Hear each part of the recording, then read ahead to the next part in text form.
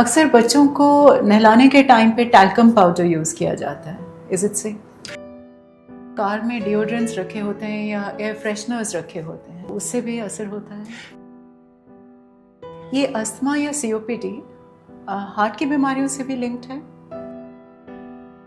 सांस से रिलेटेड कौन कौन सी बीमारियां हैं, कितने तरह की बीमारियां हैं, अस्थमा कैसे हो जाता है किसी को?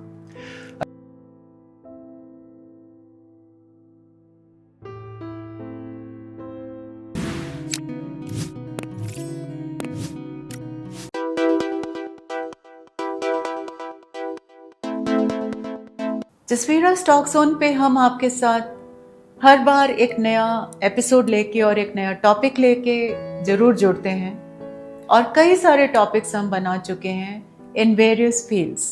सो आप अगर इसको सब्सक्राइब करते हैं तो आपको ये नोटिफिकेशन टाइम पे आ जाएगा और इस नोटिफिकेशन के आने के बाद आप उस पॉडकास्ट का पूरी तरह से फ़ायदा उठा सकते हैं और उनको अपने नियर एंड डियर वंस के साथ शेयर करके अपनी duty of being a good friend, a good relative भी पूरी कर सकते हैं।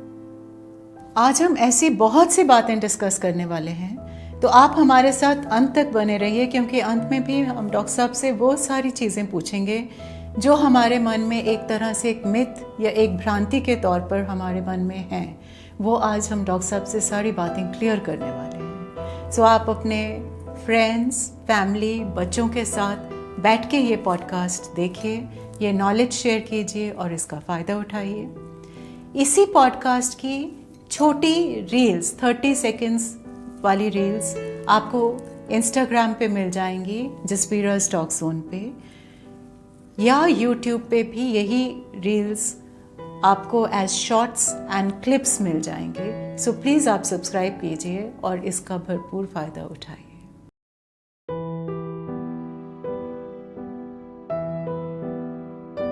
ये जीवन क्या है? सांस का आना और जाना। मान लीजिए कि हमें सांस लेने में ही तकलीफ आ जाए अगर, और सांस लेना मुश्किल हो जाए, तो फिर ज़िंदगी क्या रह जाएगी? कुछ ऐसी ही बीमारियां हैं जिसमें सांस लेना मुश्किल हो जाता है, जैसे कि अस्थमा है, सीओपीडी है, और कई सारी ऐसी लंग डिजीज़ेज़ हैं, फेफड़ों के साथ रिलेटेड डिजीज़ेज़ हैं, जिसमें लाइफ की क्वालिटी जब तक आप हैं तब तक भी आपकी कॉम्प्रोमाइज्ड है, और ऑफ कोर्स जब ये बीमारी बहुत ज़्यादा बढ़ जाती है तो ये फेटल है, ये जानलेवा है। आइए इन बीमारियों के बारे में आज हम शहर के मशहूर पल्मोनोलॉजिस्ट डॉक्टर लखन पाल जी से पूछें कि अस्थमा अगर होता है तो क्यों होता है, कैसे बचा जा सकता है, और जब अस्थमा से भी आगे हमारे लंग्स और ज़्यादा डैमेज होते हैं तो COPD नाम की एक ऐसी बीमारी, एक ऐसी भयानक बीमारी लग जाती है जिसमें आप हर वक्त सांस के लिए कोशिश करते रहते हैं और कभी एक तसल्ली पूर्वक सांस आती ही नहीं है, और हालत ये हो जाती है कि आपको कंटिन्यूस ऑक्सीजन सपोर्ट पे रहना पड़ता है। 4 कदम चल नहीं पाते, 2 बातें नहीं कर पाते, सांस फूलती ही रहती है। आइए हम इन सब चीज़ों के बारे में जानें कि ये क्यों होती हैं और इनसे कैसे बचा जाए। आजकल सांस से लेके बहुत सारी बीमारियां हैं, सांस फूलना, सांस चढ़ना, सांस से related ample diseases are there, और हमें कभी कभी तो ये भी नहीं पता चलता कि क्या कारण है और हम कैसे फंस गए इस सब चीज़ में। सो यही सारी बातों के लिए एक सोल्यूशन ढूंढने के लिए आज हमने स्टूडियो में इनवाइट किया है डॉक्टर अरुण लखनपाल जी को। Thank you so much, Dr. Sir, for being with us. Thank you, ma'am. Thank you for having me. और आज he is going to enlighten us on all the lung-related diseases. So, doctor साहब, पहले तो आपसे यही एक simple सा सवाल पूछना है कि सांस से रिलेटेड कौन कौन सी बीमारियां हैं, कितने तरह की बीमारियां हैं? मैम, ये तो बहुत बड़ा टॉपिक हो गया है टेक्स्ट बुक का। ब्रॉडली हम सांस की बीमारियों को इन्फेक्शस और नॉन इन्फेक्शस यानी संक्रमण और बिना इन्फेक्शन की बीमारियों में सब डिवाइड करते हैं। इन्फेक्शंस का हम सब जानते हैं, निमोनिया, टीबी, न्यूमोनाइटिस, कोविड भी झेला है। नॉन इन्फेक्शस एक ज़्यादा बड़ी कैटेगरी है जिसमें लंग फाइब्रोसिस, ब्रोंकिएक्टेसिस, लंग्स में पानी भर जाना, इसके अलावा सबसे कॉमन जो है, और शायद आज हम उसके बारे में बात करेंगे, वो है एक बहुत बड़ी कैटेगरी जिसे हम हिंदी में दमा कहते हैं और अंग्रेज़ी में उसको सब डिवाइड किया गया है asthma, COPD, emphysema, chronic bronchitis में। बट घुमा फिरा के शायद हम ही ठीक हैं, क्योंकि अस्थमा से लेके एम्फाइसीमा तक ये एक स्पेक्ट्रम है और एक ही मरीज़ में कुछ हद तक दोनों सब बीमारियों का एक मिक्सचर भी होता है। सब ये अगर हम सारा ले आएँ अस्थमा पे या COPD पे, बिकॉज इन्फेक्टिव डिजीज़ का तो हम जानते ही हैं कि इन्फेक्शन है, एंटीबायोटिक वगैरह से कंट्रोल हो जाएगी। पर ये अस्थमा वगैरह आप कह रहे हैं क्रोनिक है, तो अस्थमा कैसे हो जाता है किसी को? अस्थमा के कई कारण होते हैं मैम, जिसमें कि कुछ इनहेरिटेड भी हैं, यानी बोला जाता है कि अगर माता पिता, मेनली मदर को अगर अस्थमा है तो वो चांस बच्चों में भी होने का बढ़ जाता है। इसमें कुछ एनवायरनमेंटल और कुछ जेनेटिक के अलावा एलर्जिक फैक्टर्स भी रहते हैं जो कि एनवायरनमेंटल हैं। इसमें कुछ चीज़ों के से एलर्जी होने पे जो हमारे सांस की नलकियां हैं वो सिकुड़ जाती हैं और तब दमे के लक्षण आते हैं। कुछ पोल्यूटेंट्स हैं, कुछ इरिटेंट्स हैं, जैसे कि डस्ट है, धुआं है, कुछ परफ्यूम्स हैं, उन सब से भी जो भी हमारे सांस के रास्ते को केमिकल या ठंडी हवा इरिटेट करती है, तो वो जो हैं एकदम से मांसपेशियों की तरह सिकुड़ जाते हैं और फिर मरीज़ को जो है सांस फूलने की दिक्कत महसूस होती है। उसका कारण जो है वो कई हो सकते हैं, एलर्जी से लेके, इरिटेशन से लेके जेनेटिक फैक्टर्स तक भी। जी जी जी। तो फिर अस्थमा का ट्रीटमेंट क्या है? दमा का क्या ट्रीटमेंट है? सबसे पहले तो अवॉइडेंस, कि अगर आपको पता है कि आपके लंग्स को क्या चीज़ इरिटेट करती है तो उसे अवॉइड करना। जैसे कि स्ट्रॉन्ग परफ्यूम्स हैं घरों के अंदर, कुकिंग फ्यूम्स भी होती हैं, पाउडर्स होते हैं, स्ट्रॉन्ग स्मेल्स होती हैं, ठंडी हवा होती है। अगर उससे किसी मरीज़ को सांस लेने में दिक्कत, सांस में उनके विस्लिंग साउंड्स, वीजिंग या सीटियाँ बजने लगती हैं और वो ब्रेथलेस फील करते हैं, तो उन सब ट्रिगर्स को अवॉइड करना। अस्थमा बाय डेफिनेशन जो है वो COPD से किस रूप में अलग है कि ये सिर्फ एक ट्रिगर से अटैक के रूप में आता है, और जब ट्रीटमेंट दी जाती है या उस ट्रिगर को हटा दिया जाता है तो दो अटैक्स के बीच में मरीज़ बिल्कुल नॉर्मल होता है। यही डिफरेंस है COPD और अस्थमा का।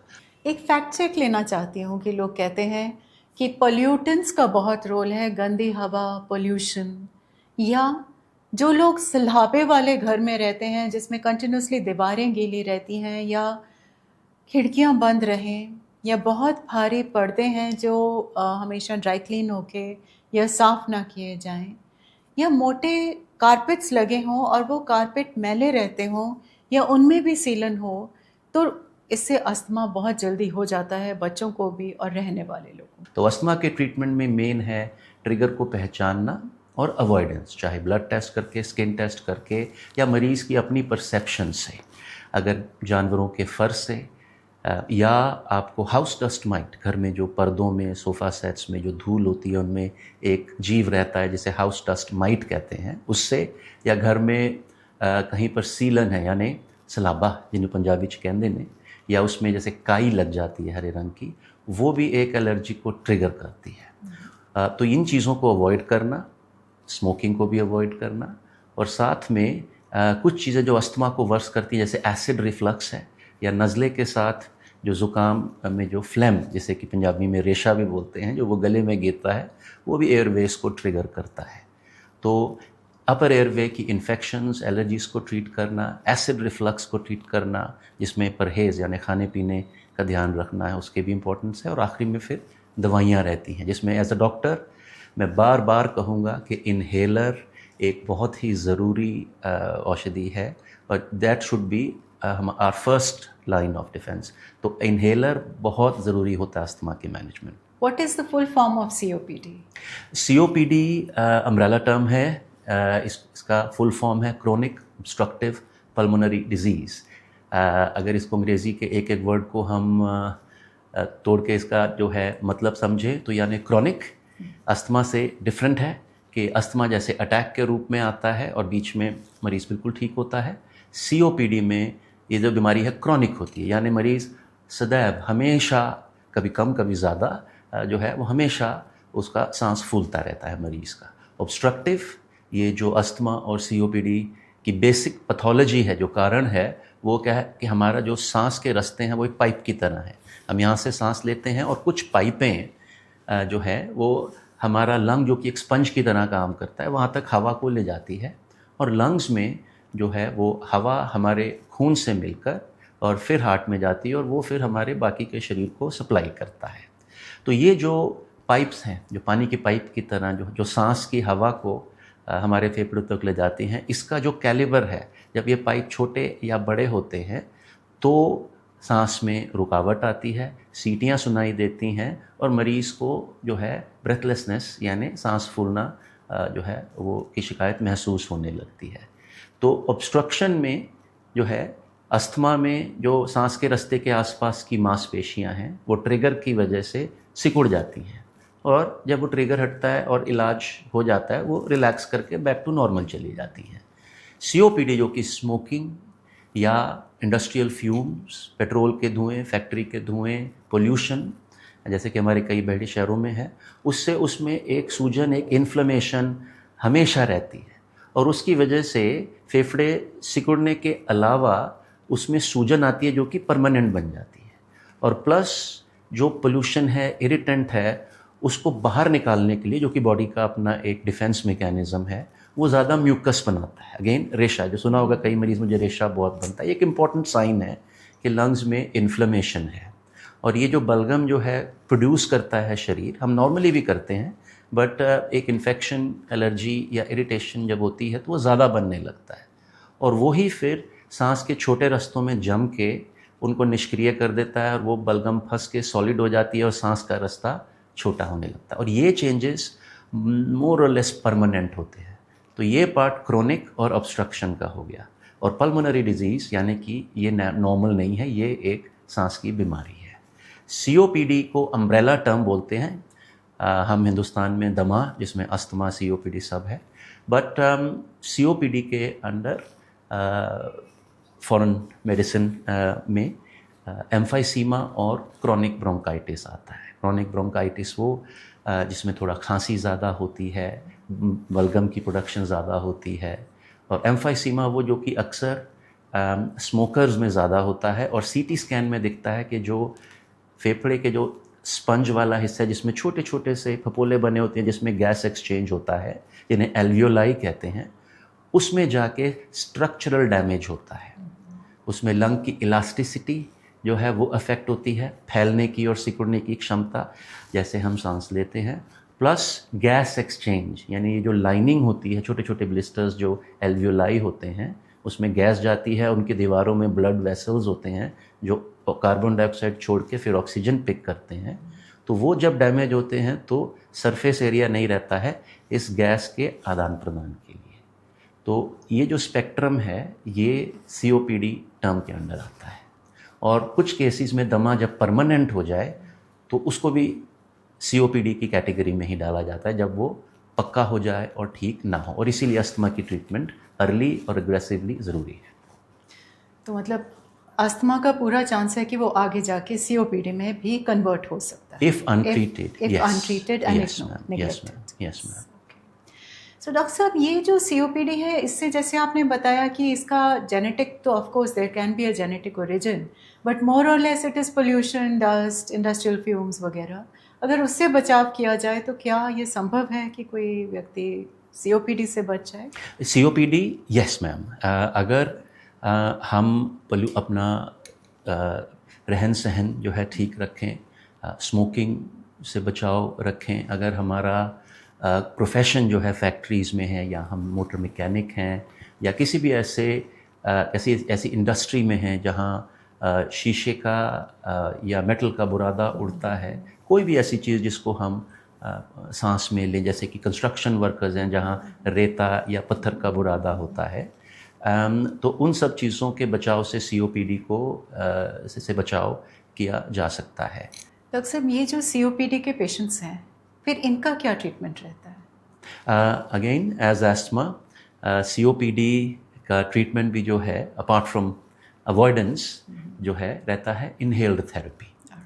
इनहेलर्स हम चेस्ट फिजिशियंस बार बार एम्फसाइज करते हैं, क्योंकि ना सिर्फ हमारे पंजाब के एरिया में, but I think nation wide ये एक धारणा है और एक ये मिथ है कि इन्हेलर नहीं लेने चाहिए, वो लत लग जाएगी। ऐसा कुछ भी नहीं है, कोई वजह नहीं है, कोई कारण नहीं है कि इन्हेलर की लत लग जाए। और इनफैक्ट ये भ्रांतियाँ जो फैलाई जाती हैं, लोग अपने डॉक्टरों से नहीं बल्कि रिश्तेदारों से पूछते हैं, और कोई भी ये नहीं बोलता कि नहीं जी आप अपने डॉक्टर से एडवाइस लो।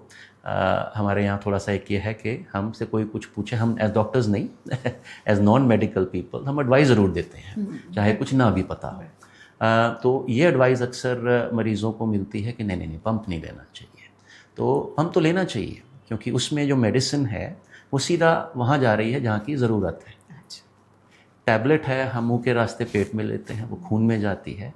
तो डेरिफाइलिन हो गया या स्टीरॉइड्स हो गए, स्टीरॉइड्स तो नुकसान भी करते हैं, तो वो फिर खून के रास्ते सांस की बीमारी के लिए किडनी को भी मिलता है, हार्ट को भी मिलता है, लिवर को भी मिलता है कि नहीं, और ब्रेन को भी है मिलता है। पर जो इन्हेलर थेरेपी है, इन्हेलर या नेबुलाइज़र जो हम इमरजेंसी में या सीरियस केसेस में सीरियस में देते हैं, वो सीधा लंग्स में जाती है और कॉन्सिक्वेंटली डोज भी कम हो जाती है। आपने देखा होगा, या जो हमारे दर्शक इन्हेलर लेते हैं और टैबलेट लेते हैं, अगर वो टैबलेट का पत्ता और अपने इन्हेलर को उठा के अगर देखें तो टैबलेट्स में दवाई मिलीग्राम में होती है और इन्हेलर्स के एक पफ में माइक्रोग्राम्स में होती है, यानी कि ग्राम का 1000वां हिस्सा। तो देखिए कि कितनी कम डोज में जो दवाई है वो लंग्स को डिलीवर होती है। और सेम वे जो इन्हेलर है वो किडनी लिवर के पेशेंट्स, प्रेग्नेंट लेडीज़ में भी सेफ़ रहते हैं, जबकि टैबलेट्स की डोज़ या मात्रा हमें कम ज़्यादा करनी पड़ सकती है। तो इन्हेलर जो है वो मेडिसिन के द्वारा इलाज करने का एक मेन स्टे या मेन ट्रीटमेंट है। अवॉइडेंस, जो इरिटेंट्स हैं, टॉक्सिन्स हैं, उनको अवॉइड करना, स्मोकिंग इंक्लूडेड। अगर स्मोक करते हैं कोई मरीज़ सीओपीडी के, वो छोड़ना बहुत बहुत ज़रूरी है। और जो एक या दो चीज़ें मरीज़ सीओपीडी के मरीज़ की लाइफ को प्रोलॉन्ग करती हैं, उनमें से एक है स्मोकिंग को छोड़ना। बाकी जो ट्रीटमेंट है वो सिम्टम रिलीफ देती हैं बट लाइफ को प्रोलॉन्ग नहीं करते। और दूसरी है ज़रूरत पड़ने पे ऑक्सीजन देना, यानी अगर ऑक्सीजन गिरी हो। इसके अलावा सीओपीडी के मरीज़ों को अपने न्यूट्रिशन का ख़ास ख्याल रखना है। आपने देखा होगा जो सीओपीडी के मरीज़ हैं, क्योंकि वो हर वक्त उन्हें सांस लेने में मेहनत करनी पड़ती है, उनको वेट लॉस बहुत होता है, पसलियाँ निकल आती हैं, कॉलर बोन के ऊपर सिंक कर जाता है जो टिश्यू होता है, क्योंकि इन्फ्लेमेशन की वजह से वो एक कैटाबॉलिक स्टेट में होते हैं जहाँ उनका ही शरीर अपने आप को तोड़ता है। इन्फ्लेमेशन की वजह से उनका एनर्जी एक्सपेंडिचर ज़्यादा होता है, हमेशा सांस लेने की मेहनत करके उस एनर्जी को वो वेस्ट कर रहे होते हैं। तो इसलिए अपने मसल मास को मेंटेन करना, यानी खाने में प्रोटीन की मात्रा अधिक, मल्टीविटामिन्स लेना, और एक पल्मोनरी रिहैबिलिटेशन प्रोग्राम जिसमें एक्सरसाइज वो जिम वाली नहीं, क्योंकि ऑब्वियसली दमे के मरीज़ या सीओपीडी के मरीज़ सांस की वजह से बहुत एक्सरसाइज नहीं कर पाते हैं, बट चेयर पे बैठ के ही सही अपनी अपर बॉडी, 2 किताबें या ईंटें उठा के ऊपर ले जाके अपर बॉडी मसल्स स्ट्रेंथ बढ़ाना, या नीचे स्टूल पे बैठ के खड़े होके या स्टेयर्स पे पाँव ऊपर रख के उतर के अपने जो पेल्विक गर्डल, जो हिप्स के आसपास की जो मांसपेशियां हैं, उनको डेवलप करना, ताकि चलने में स्ट्रेंथ बरकरार रहे और ब्रेथलेसनेस की परसेप्शन और ब्रीदिंग के लिए स्ट्रेंथ जो रिक्वायर्ड है वो बरकरार रहे। COPD also leads to osteoporosis? क्या उसमें भी स्टेरॉइड होता है? Ma'am not directly. तो COPD के साथ या अस्थमा के साथ डायरेक्टली ऑस्टियोपोरोसिस रिलेटेड नहीं है, बट कुछ शेयर्ड रिस्क फैक्टर्स ज़रूर हैं जिनकी वजह से इन कंडीशंस में, ख़ासकर COPD में, ऑस्टियोपोरोसिस का इंसिडेंस बढ़ ज़रूर जाता है। तो इन केसेस में अगर पेशेंट्स प्रोलॉन्ग्ड स्टेरॉयड टैबलेट्स या इंजेक्शंस पे रहे हैं तो ऑस्टियोपोरोसिस बढ़ता है। ख़ासकर इन बीमारियों में जो सांस फूलता है, उससे जो लैक ऑफ एक्सरसाइज और मसल वेस्टिंग होती है न्यूट्रिशनल डेफिशिएंसीज की वजह से, उससे ऑस्टियोपोरोसिस का इंसिडेंस बढ़ सकता है। और ऐसे COPD के पेशेंट्स जो स्मोकिंग कंटिन्यू करते हैं, उससे भी बोन मेटाबॉलिज्म पर फ़र्क पड़ सकता है। तो इट मे नॉट बी कि वो डायरेक्ट कॉज है, बट डेफिनेटली स्मोकिंग, COPD और मेडिकेशन की वजह से ऑस्टियोपोरोसिस का इंसिडेंस ज़रूर बढ़ जाता है COPD पेशेंट्स में, और इसीलिए ज़रूरी है कि वो हल्के व्यायाम, पल्मोनरी रिहेबिलिटेशन और अपने न्यूट्रिशन का ख़ास ख्याल रखें। और मैम इसके अलावा एक और चीज़ कॉन्वर्सेशनल हाँ है कि वैक्सीन्स, तो वैक्सीन्स को बड़ी बैड पब्लिसिटी मिली है कोविड की वैक्सीन के बाद, बट हमारे यहाँ बच्चों को आप देखेंगे नेशनल प्रोग्राम में कई वैक्सीन्स लगती हैं, मीज़ल्स, मम्स, रुबेला, और आजकल बच्चियों में HPV, टेटनस, BCG। तो COPD और अस्थमा में भी निमोनिया और जो फ्लू की वैक्सीन है उसका भी बहुत बड़ा रोल है। अच्छा डॉक्टर साहब, मुझे अब कुछ फैक्ट्स चेक करने हैं आपके राइट, साथ। Okay. My first fact is which I want to get checked is कि पीपल से कि if you are living by the sea, अगर आप ह्यूमिड एयर में रहते हैं या सी के पास सैलिनिटी बहुत होता है, मॉइस्चर में there is a saline effect, तो that triggers lung problems. Is it a fact?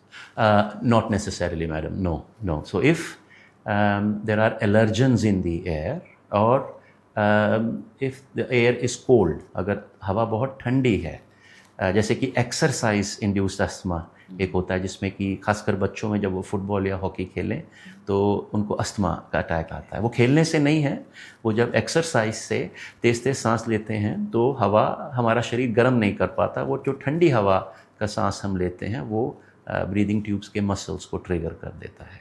Same जो है house dust might, cooking fumes, deodorants, powders, house dust, ये सब चीज़ें, इवन कॉकरोचेस, ये सब चीज़ें जो हैं ट्रिगर कर सकती हैं। हर एक का अपना एक अलग स्पेसिफिक ट्रिगर है, चाहे आप वो ब्लड टेस्ट, स्किन टेस्ट के थ्रू शॉर्ट लिस्ट करें या अपने पर्सनल एक्सपीरियंस के साथ, जो कि बेस्ट है, मरीज़ बता सकते हैं। ऐसा कि आप जियोग्राफिकली कहाँ रहते हैं उससे एस्मा कम या ज़्यादा होता है, इसका कोई एविडेंस नहीं है। हाँ, बेंगलोर में सुना था कि होता है, but then it's a very green city and a city of gardens and parks, so maybe the pollen triggers it, we don't know, well we think so. Same हम गांव में अस्थमा का कम देखते हैं, हम शहरों में देखते हैं।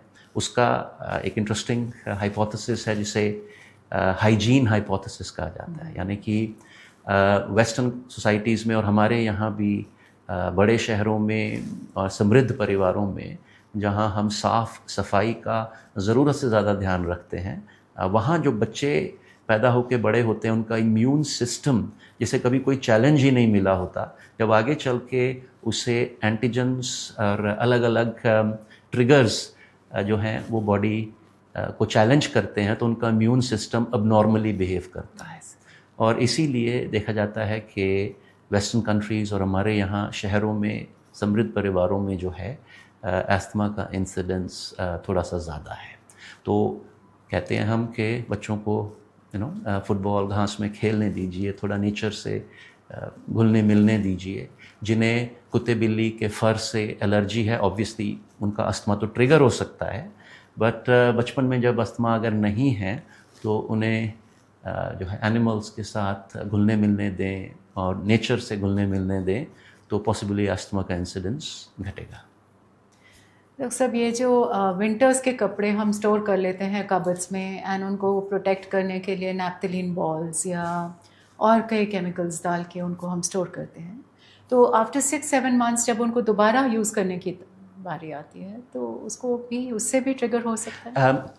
एनी स्ट्रॉन्ग स्मेल मैम, हमारा जो परफ्यूम है, डिओड्रेंट्स हैं, हमारे पाउडर्स हैं, कुकिंग फ्यूम्स हैं, तो बोला जाता है कि कई जगह, मैं मीन हम होशियारपुर में हैं कंपेयर टू दिल्ली, यहाँ की बाहर की हवा जो है वो बहुत बहुत साफ़ है, बट अगर हम दरवाजे बंद रखेंगे और वहाँ केमिकल्स के साथ पोछे लगते हैं, सभी डालते हैं अपने घर के पोछे में, और कुकिंग फ्यूम्स में अगर एग्जॉस्ट हमारे घर में नहीं है, खिड़की नहीं खोलते हैं और फटाफट तैयार हो के परफ्यूम्स स्प्रे किए, तो ये सारी चीज़ें हमारे घर के अंदर ट्रैप्ड हो जाती हैं। And same goes for the naphthalene balls. अगर आपको उससे एलर्जी नहीं है तो अनलाइकली है कि आपको कुछ ख़ास नुकसान होगा, बट अगर आपको अस्थमा है तो कोई भी स्ट्रॉन्ग स्मेल अस्थमा को ट्रिगर कर सकती है। तो रिकमेंडेशन यही रहेगी कि जब भी आप कपड़े सर्दियों में पहनने के लिए निकालें, उसको थोड़ा हवा दें, थोड़ा अगर ड्राई क्लीन या वॉश करके यूज़ करें तो बेहतर। अक्सर बच्चों को नहलाने के टाइम पे टैल्कम पाउडर यूज़ किया जाता है, इज इट से? टैल्कम पाउडर दर्शकों को और आपको शायद पता ही होगा कि ये एक पत्थर होता है जिसको बहुत फाइन क्रश किया जाता है, और ये एक नोन रेस्पिरेटरी इरिटेंट है। ये लंग फाइब्रोसिस का भी एक कारण है, और ये लंग्स अगर इसको ब्रीथ इन किया जाए तो ये एयरवेज को भी इरिटेट कर सकता है। और इसका प्रयोग हम मेडिकली भी, जब पानी लंग्स में भरता है तो उसके पानी जिनको बार बार बनता है उसमें ये पाउडर डालते हैं कि उसमें इन्फ्लेमेशन आए, और जब वो हील हो तो लंग चिपक जाए तो पानी को आने की जगह ना मिले। बट वो पाउडर भी ख़ास पद्धति से सिर्फ फ्रांस में बनता है, क्योंकि अगर वो पार्टिकल बहुत ज़्यादा क्रश होकर फाइन हो जाए और वो हमारे लंग्स के अंदर अब्जॉर्ब हो जाए तो उसको बहुत भारी नुकसान दे सकता है। और सेम गोज़ कि अगर हम सांस के रास्ते में उस पाउडर को लें तो वो एक पत्थर का चूरा है, और वो जो बाकी पोल्यूटेंट्स हैं, चाहे वो सीमेंट या रेते का हो जैसे कि कंस्ट्रक्शन वर्कर्स में, वही नुकसान वो हमें दे सकता है। डॉक्टर साहब, एक लोगों ने कार में डिओड्रेंट्स रखे होते हैं या एयर फ्रेशनर्स रखे होते हैं, and when they go out on a long drive obviously air condition cars में बंद रहती हैं, देयर इज नो वेंटिलेशन, सो उससे भी असर होता है। इंडोर एयर पोल्यूशन, चाहे वो कार के अंदर की हो या वो घर के अंदर की हो, it is a major cause of concern. ये एक बहुत बड़ा इशू है। जैसे कि मैंने कहा, होशियारपुर जैसे शहर में बाहर की हवा काफ़ी ताज़ा है, बट कार के अंदर अगर कॉन्स्टेंटली एक एयर फ्रेशनर है, या हमारे घर के अंदर हम वेंटिलेशन या एयर एक्सचेंजेस अगर हम नहीं करते हैं, और परफ्यूम्स, एयर फ्रेशनर्स और कुकिंग फ्यूम्स को अंदर ही रहने देते हैं, तो ये हमारे लंग हेल्थ के लिए काफ़ी बुरा साबित हो सकता है। Same with the car. जाते जाते आप हमारे व्यूअर्स को कोई टिप्स देके जाना चाहते हैं कि वो अपने आप को कैसे बचा के रखें इन बीमारियों से? वेल, जस्ट ये हमारे पॉडकास्ट की समरी ही होगी कि लंग हेल्थ को मेंटेन रखना है, इंडोर और आउटडोर एयर पोल्यूशन जो है उससे बचना है, अपने ऑक्यूपेशनल एनवायरनमेंट को भी एक बार असेस करना है कि जहाँ आप काम करते हैं वहाँ की हवा की क्वालिटी कैसी है। सबसे बड़ा कारण किसी भी लंग्स की बीमारी का, इंक्लूडिंग कैंसर, स्मोकिंग है, और इसको छोड़ना भी बहुत बहुत ज़रूरी है। लंग्स के लिए इम्यूनिटी यानी कि फ्रेश वेजिटेबल्स और हाई प्रोटीन इनटेक, इसको जो है मेंटेन करना बहुत बहुत ज़रूरी है। ब्रीदिंग एक्सरसाइजेस जो कि आप रादर दैन के किसी से स्पेसिफिकली सीखें, ये जो अपना अवलोम रहता है, ये सिंपल ब्रीदिंग एक्सरसाइज जो कि लंग्स को स्ट्रेच करके हवा भर के थोड़ा होल्ड करके छोड़ना, ये भी लंग एक्सरसाइज, और लंग के जो बेसिस हैं जहाँ हवा पूरी तरह से शायद ना पहुँचे लंग को खोलने के लिए, वो भी ज़रूरी है। वैक्सीनेशंस जो हैं उनसे ना डरें, और अगर लंग या हार्ट की कोई दिक्कत है या बीमारी है तो दवाइयों में अगर आपको इन्हेलर प्रिस्क्राइब किया गया है तो किसी भी वहम में नहीं पड़ना है। सुनी सुनाई बातों पे कोई मिथ, ये जो जेनरेशनल मिथ नीचे पास ऑन की जाती हैं बिना किसी एविडेंस के, तो उन पे ध्यान ना दे के अगर डॉक्टर आपके इन्हेलर लेने को बोलते हैं वो ज़रूर लेना है। वो सेफेस्ट मेथड है, उसमें डोज दवाइयों की मिनिमम है, टैबलेट्स का 1000वां हिस्सा है, और मोस्ट इफ़ेक्टिव थेरेपी जो है वो इनहेल्ड थेरेपी है अस्थमा COPD में, जब भी वो डॉक्टर के द्वारा रेकमेंड की जाए। ये अस्थमा या COPD हार्ट की बीमारियों से भी लिंक्ड है? डायरेक्टली नहीं मैम, बट अगर हम बात करें COPD की, तो COPD का जो कारण है, जो कि मेन कारण स्मोकिंग है, वो हार्ट की बीमारियों का भी एक मेन कॉजेटिव फैक्टर है। सेकेंडली, अगर किसी भी मरीज़ को काफ़ी एडवांस्ड COPD है और उनमें ऑक्सीजन की कमी है, तो उससे भी हार्ट पर ज़ोर पड़ता है। तो इसीलिए आपने देखा होगा कि COPD के जो मरीज़ हैं उनमें हार्ट रेट तेज़ होता है, क्योंकि हार्ट कोशिश कर रहा होता है मैक्सिमम ऑक्सीजन उठा के खून लंग्स में से और पूरे शरीर को सप्लाई करने की। और जब लंग्स बीमारी की वजह से उतने केपेबल नहीं रहते हैं कि ऑक्सीजन को सोख कर ब्लड में मिक्स कर पाएँ, तो हार्ट बेचारे को मेहनत करनी पड़ती है और देर सवेर वो थकता है। और इसीलिए ऐसे एडवांस्ड COPD के पेशेंट्स जिनमें ऑक्सीजन की कमी रहती है, उनमें राइट हार्ट फेलियर या कॉर पल्मोनाले नाम की एक बीमारी होती है। सिमिलरली हार्ट रेट तेज़ होने से और स्मोकिंग के एक फैक्टर जो कि हार्ट की बीमारियों का भी एक रिस्क फैक्टर है, तो वो बीमारी हार्ट की को एग्जिस्टिंग हो सकती है, बट ना वो COPD का कारण है। और COPD डायरेक्टली हार्ट की बीमारी को नहीं देती, बट डेफिनेटली लिंक्ड ज़रूर है। और सिमिलरली आपने एक टर्म सुनी होगी कार्डियक अस्थमा, बट ये एक मिसनोमर है, ये भ्रांति है। वो इसलिए कि हार्ट फेलियर के मरीज़ जिनके लंग्स में हार्ट वीक होने की वजह से पानी की कंजेशन आती है, तो सांस के रास्ते के आसपास छोटी जो खून की नाड़ियाँ होती हैं वो फूल जाती हैं। तो जैसे अस्थमा में मांसपेशियाँ ठंड से, एलर्जी से सिकुड़ने की वजह से सांस की जो नलकियाँ हैं, जो रास्ते हैं, उनका डायमीटर या उनका कैलिबर कम हो जाता है, सांस फूलता है, सीटियाँ बजती हैं। यही हार्ट फेलियर में भी पानी की कंजेशन की वजह से होता है, और वही सांस फूलना, वही खांसी और सीटियाँ बजती हैं। तो लक्षण अस्थमा के और हार्ट फेलियर के इस कंडीशन में ऑलमोस्ट सेम हो सकते हैं, और ये एक कुछ टेस्ट और मेडिकल मुआयने के बाद ही डॉक्टर डिसाइड करते हैं कि ये अस्थमा है या हार्ट फेलियर यानी हार्ट फेल है।